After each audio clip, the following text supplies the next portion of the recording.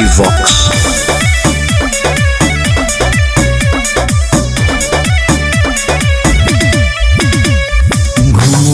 छुट्टा छौड़ी जमुई जिला के चौक पर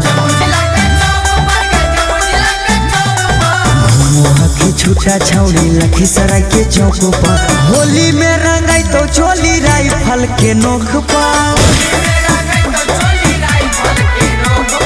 धूरा पूरा झोंक देबो से पूरा के चौक पर धूरा पूरा झोंक देबो नाबादा के चौक पर होली में रंगाई तो चोली राइफल के नोक पर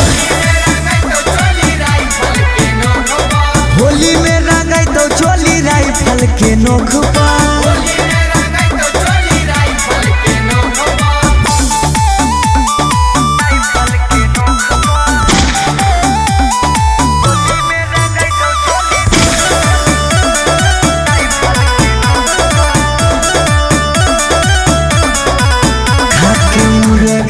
पी के बियर मुड बनाई बहुगे छौड़ी रंगबा डाले में नहीं तानी को शरमाई बहुगे छौड़ी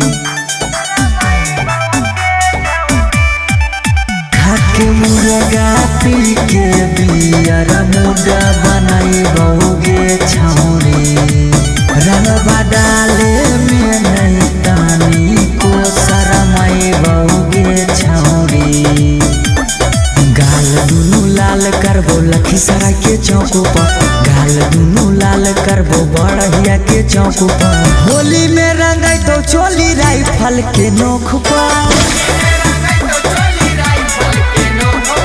होली में रंगाई तो चोली राइफल के नोक पर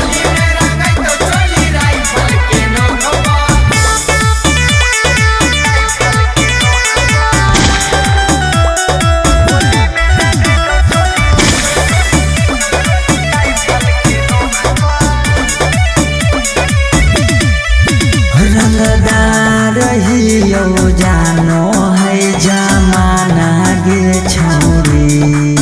हमरा आगे नहीं बोलतो पुलिस थाना गे छौरी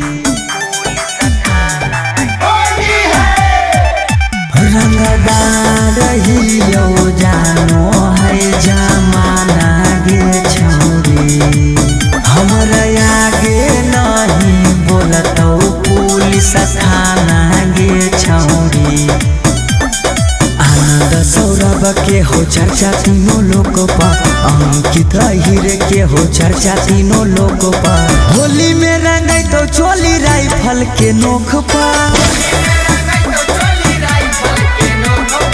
होली में रंगाई तो चोली राइफल के नोक पर।